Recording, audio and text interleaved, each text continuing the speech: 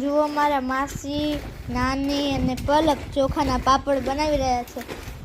આ જુઓ પલક આમ રેડી કરીને રાખતી આવે છે. આને બીજું ખીચું પણ કહેવાય આને, હે ને મમ્મી? ને મમ્મી અહીંયા સુકાવતી આવે છે ને પ્લાસ્ટિક દેતી આવે છે. દે પ્લાસ્ટિક. માસી આમ અંદર નાખી રહ્યા છે ચોખાનો લોટ કે જે કહેવાય તે. ઢાંકણું બંધ કરીને પછી પલક જો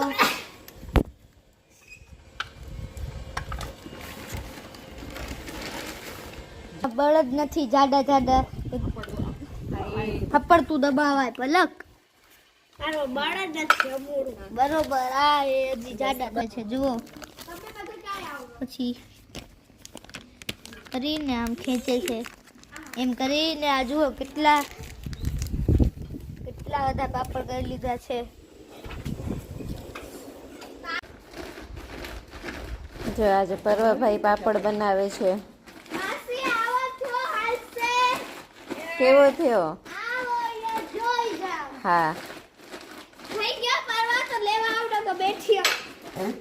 હાલો, આ પાપડ પલ્લુ બેન સુકાવે છે. આજ તો બધા પાપડ પરવાન પલ્લુ જ બનાવી દેશે. અમને શાંતિ હવે. પલ્લુ વચ્ચે એટલી બધી જગ્યા ન રાખ, નજીક નજીક પાથરવાના. મેં લાઈન કરી છે ને એની નીચે જ. હા